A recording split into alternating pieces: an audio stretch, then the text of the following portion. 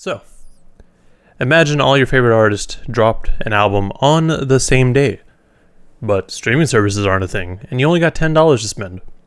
What you gonna do? Welcome to the Bar for Bar podcast, and this week I'm going to talk about our changes in listening habits as streaming has become more prevalent. So first off, if I sound a bit annoyed, it's because I've tried to record this so many times, but my camera either overheated or there's just random noises happening. We'll get through this. Anyways, so back in the day, if we're to take the example that I just posed as an option, you would only have a set amount of money to purchase an album. Back then, it would either be vinyl, cassette, CD, however you consumed music back then. You only had set aside this amount of money to purchase said album. So, it better be worth it, right? Well, sometimes it wasn't. And that's just kind of how things went, unfortunately. But, even if it wasn't that great, I'm pretty sure you would say, no, I'm getting my $10 worth. I'm going to listen to this album until I can get another one. So, by doing so, you will realize, maybe I actually like this, or maybe it's not that great, but you'll appreciate it for what it is. Maybe you'll listen to it, you'll get your favorite songs, whatever the B-sides you really like are. And most importantly, you would have listened to it from front to back. And in doing so, you've experienced the album as the artist wanted it to be experienced. Because the album, generally they try to have it sequenced in a way that makes sense and flows well, ideally. Now, that's not always the case, obviously, but we'll get into that later. But also another thing to keep in mind is that, yes, that wasn't the only way to consume music back then. That was the best way to consume it if you wanted to listen to an entire album, though. Because really the only way that you would listen to music otherwise would be via the radio or MTV, I guess. Like there wasn't really many other sources for music other than purchasing an album and the radio at that time. Now, even with that, you don't have to purchase an album necessarily, because I remember people would record music off the radio onto their cassettes. They would make mixtapes from cassettes. They would make mixtapes from CDs, obviously. And, you would have just a collection of songs. Like, you would have a playlist or a mixtape. So, it wasn't always the case that you would listen to an album in its entirety.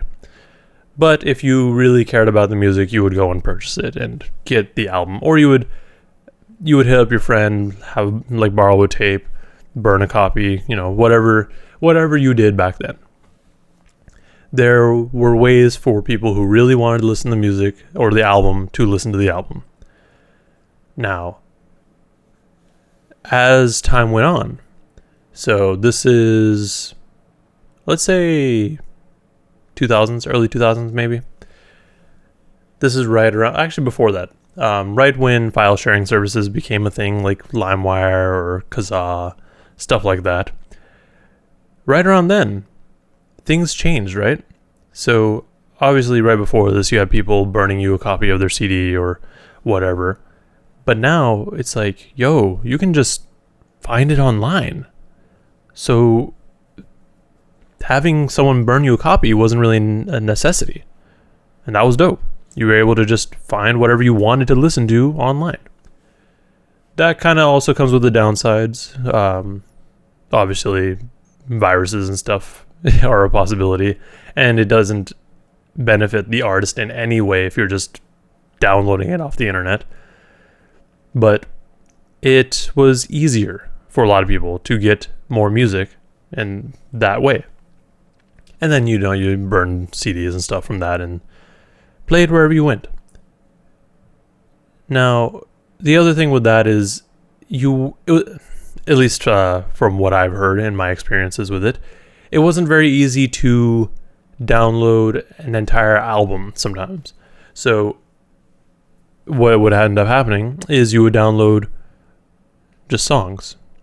And even then, you didn't really know what the song was going to sound like until you downloaded it. Sometimes it took forever to download if you had trash internet, which, to be fair, most of us had back then, if we had internet. Well, compared to today. But, it wasn't a for sure thing. Plus, if you were like one of those people who wanted to listen to an album in its entirety, it was a little bit harder because, people would tend to upload the more popular music. So listening habits changed even more so then, because people weren't actually listening to the album in its entirety, but they were listening to the more popular songs, or like the radio songs, basically. So really nothing changed, I guess, because that's what people have been doing for the longest time. At least as if they're not super into the music. Like if they don't care about albums, they're going to just listen to individual songs. Sure, do your thing. Now, shortly after that, Apple released the iPod, and that was mind-blowing because up till this point, all we had were cassettes and CDs, and that can only store a certain amount of songs, right? With iPod, you can store your entire music library, and that was crazy. And with that came a lot of playlists, at least for me. Like, that's what I did. When I got my iPod Nano, like that was the first iPod I got, I would be like, awesome, I'm going to make all these playlists. And I had so many. Like there's so many. Things have changed for me. Like I don't make playlists like that anymore. I just listen to albums. But that's cool. Now, shortly after the iPod was released, the iTunes store became a thing. And what this allowed for people to do is have a more legitimate way of downloading music rather than, via file sharing. And, this was good because the artist got something out of it at least, rather than nothing from this file sharing. So, they were better off in that sense. Not much better, but, it was better than nothing. Now, with the iTunes Store, what was awesome, well, even now, the iTunes Store hasn't gone away, but what is awesome about it is that you don't necessarily have to buy the entire album. So that $10 you had, like you can either buy the album, or you can buy the individual songs that you feel like you liked. Because with the iTunes Store, they let you listen to snippets of the songs. So between like 15 to 30 seconds of the song. And generally that's a good enough amount to get an idea of if you would enjoy the song or not. So for example, there is this album that is 10 tracks long. And, there's going to be skits, interludes, whatever. And by the end of it, like once you kind of go through the track list, you're like, I think I'm really only going to like these 5 songs. What's awesome is they let you buy the songs individually for like 99 cents. Now it's like $130, $150 almost. It depends on the song and where you're purchasing it from. But that really allowed you to stretch your dollar, you could say. Because, let's be honest, not every album has an entire album's worth of good music. There are those albums, don't get me wrong, and I've said it too, like, this album has no skips. Like, but, there's a lot of albums that just have filler. So, it makes sense for a lot of people to be like, nah, I'm going to just buy the songs I like. I don't want to buy the entire album. So, I get it. What this does is carries on the listening habits that we've had, where we only listen to the more popular music, which tends to be what's on the radio or what we personally like. And generally, if it's popular, that means a large group of people enjoy it. So it's safe to assume, like, okay, this is popular. So kind of in the same realm as like, this is what would be on the radio. So that's cool. That still takes away from the album experience, though, doesn't it? Although, looking back now, there maybe wasn't that many albums that had a whole coherent storyline or solid sequencing back then. That I can think of a few, but it wasn't really always the case. And even now, that's very much the case. Now, moving forward to streaming and why I'm even talking about this. A whole 10, 11 minutes into the podcast. So the other day, on Twitter, my guy Ian Kelly had tweeted out something along the lines of, if I could get paid 10 cents per streaming, that'd be awesome. Now, if you've watched the podcast I did regarding Squarespace and their acquisition of Tidal, I talked about how different streaming services pay out different amounts. So the ones that do the most are Tidal and Napster, which are close to about 2 cents per stream. Whereas I think Apple Music pays 0.7 cents per stream and Spotify is 0.3 cents per stream. So, it takes a long time for artists to get their money. So regarding that tweet, someone responded, but yeah, at that point, that'd be awesome. But at that point, streaming services will cost like $100 a month. To which he responded, again, paraphrasing, that's true, but maybe that will make people buy albums more and be more intentional with their money. So with that in mind, let's take a look at some streaming habits, I guess you could say. And this is going to be for both artists and consumers. So consumers, they're always going to do the same thing. They're going to listen to individual songs off an album and create a playlist, or they'll listen to the curated playlist because that's just the default. That's the easiest thing to get into if you want to just listen to music. You can just be like, hey, just play Grand National Radio. Because I'm wearing this, is just easy example. Oh man, my monitor was halfway in the screen. Anyways, you can be like, hey, just play music based on Grand National or music on MF Doom. And it will just play music that sounds similar to that sound. Awesome. And it's great for listeners who want to learn about new music because it allows you to really explore. That's awesome. I love that. But the downside to that is you lose out on an album experience. So what that means is people aren't necessarily going to listen to an album in its entirety or the way that the artist had intended for people to listen to it. So, for example, right before Guapdad dropped his album on this past Friday, he was saying, I wanted this album to tell a story. Again, paraphrasing. But he's like, I could have easily just put in an album of singles, but that's not what he wanted to do. And I think that was interesting because I love albums that have a great sequence to it, something that flows well. It doesn't necessarily need to tell a story because if it's sequenced well, it's going to sound good together. Like everything felt intentional. But if it has a story, you can't really, it's very hard to pull individual songs if there's a story to it.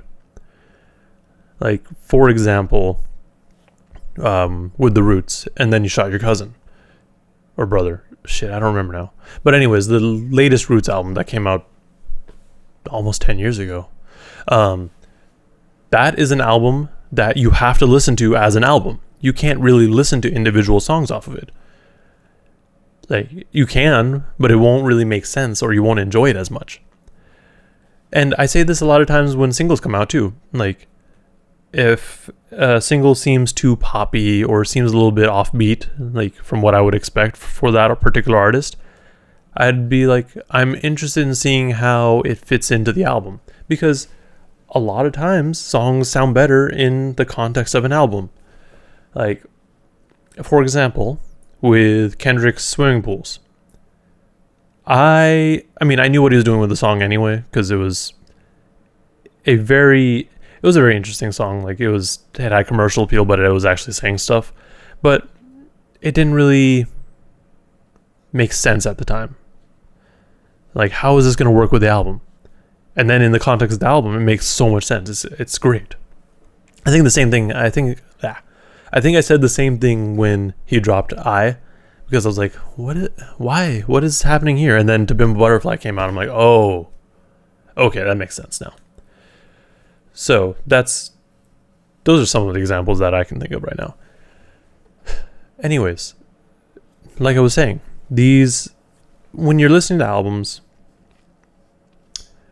you generally want to have an album that flows well, has sequencing to it, and is not just a collection of singles. At least if you're going in with the intention of listening to an album. Now, where things go a little bit differently is in recent years, well, last year, 2 years maybe, deluxe albums have been really popular. And what this really is, to me, is a way for, artists to get more listeners again. But these songs that are added to deluxe editions a few months later don't really add anything to the album. So it's more just to get more listens, you could say. That's fine. This gets even more interesting when you consider there's a lot of albums out there that are just long to be long. And they're all just a bunch of singles. So, what happens with that is it feels like it's the artist trying to find a way to get more listeners. And I don't blame them. So, regarding Guap Dad's tweet, like, he could have made an album full of singles. Yeah, and that probably would have done really well too. Like, if we look at... what was it? I mean, I don't remember the actual compilation tape now. More Life. It was More Life. That wasn't an album. That was the playlist. But it was all charting because it was on streaming. So, with that, let's take a look at how much you have to stream to get an actual album sale. So, I don't know if anyone else looks at these things like me, but when an album comes out, like during that week or the week after, the charting numbers come out and like projected sales and all that. So the way they, I guess, report it now is that they will report pure sales and just general sales. The difference is general sales is going to be pure and streaming. Pure sales is strictly album purchases. So if they bought it off iTunes, Bandcamp, direct from you, those are going to be pure sales. So, for example, let's say Drake, he sold 100,000 in his first week with about 20,000 pure sales. That means 20,000 people went and bought that particular body of music, like with, just they went on iTunes or whatever. But the remaining... I forgot the amount I said now, but if I said 20,000, the remaining 80,000 were all streams. That's crazy to think about. Now, the way that they calculate album sales via streams is, let's see. So basically, you have to get 1,500 on-demand audio or video song streams to equal a 10 track sales. And for every 10 track sales, that is the equivalent of one album.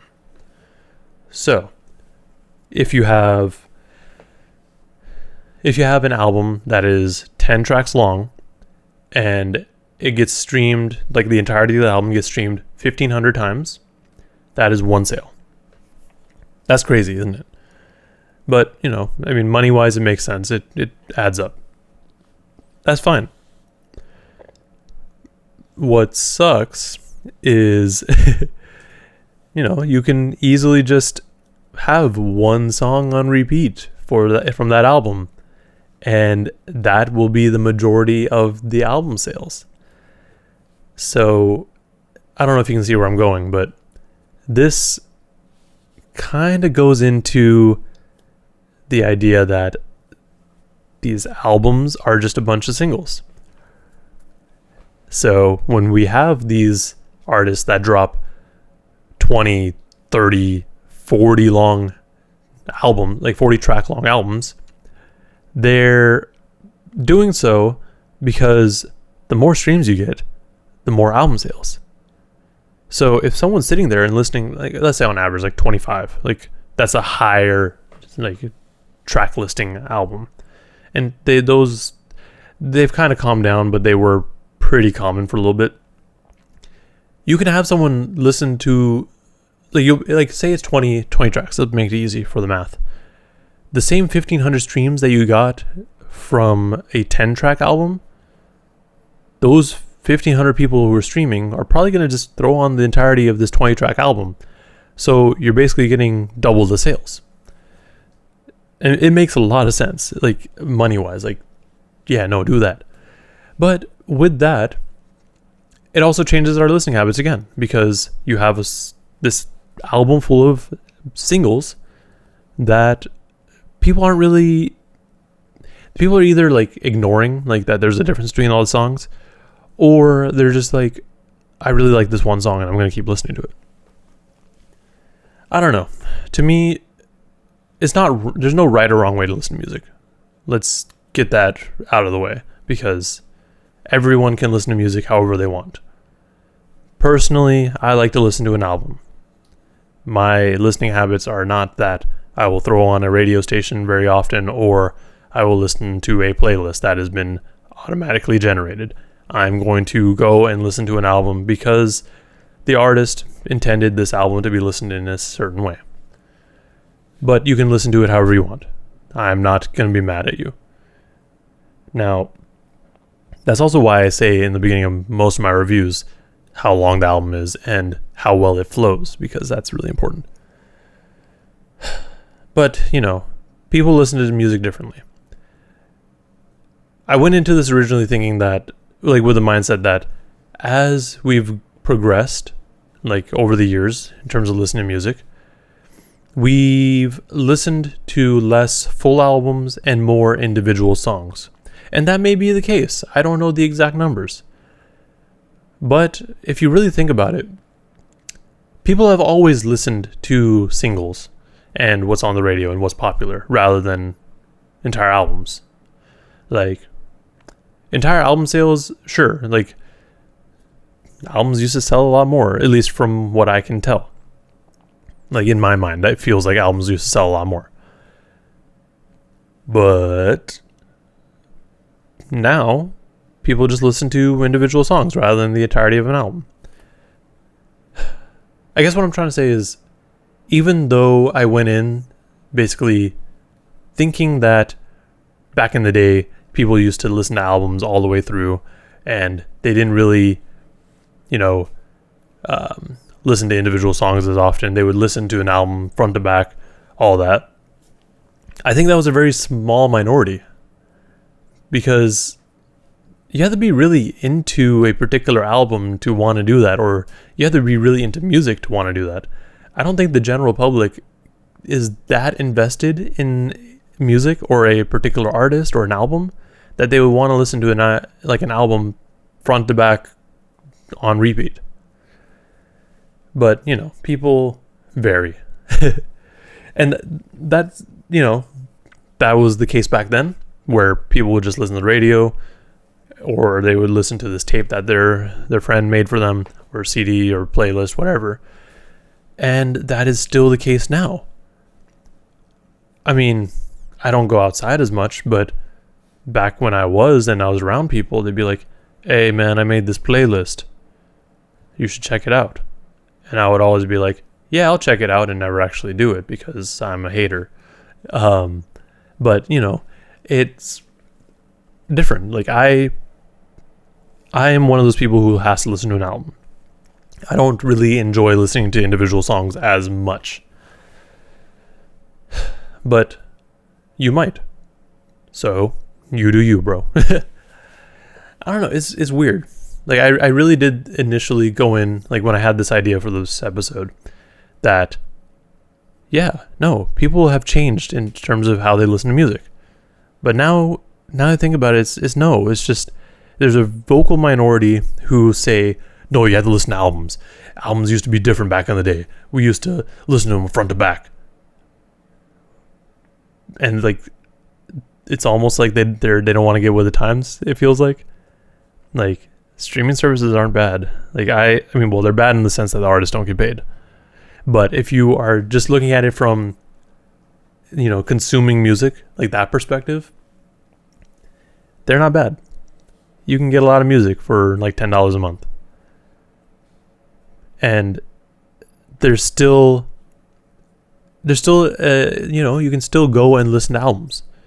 No one's telling you to not do that. Sure, it might be more of a focus on playlists. Like, I mean, look at Spotify. That's their whole jam. Like, they just have hella playlists and curated lists, like mixes for you. But you don't have to do that if you don't want to. Like, that is totally optional. You can still go and listen to an album in its entirety and enjoy it as if you went and purchased it yourself. Yeah, that's crazy. Like, I totally went in with the opposite mindset, and then just talking about it, I guess with myself. There's no one else to talk to here, I don't think. So, I've changed my initial viewpoint. I think as a whole, so in conclusion, we can still listen to albums. No one's stopping us from listening to albums. We should try to find ways to support the artist, whether it be via merch or buying the physical album. But if that's not your priority, fine. Just, do your thing. Like, buy or spend your money on the streaming service, do it that way. No one's going to be mad at you. Because that's just how things are right now.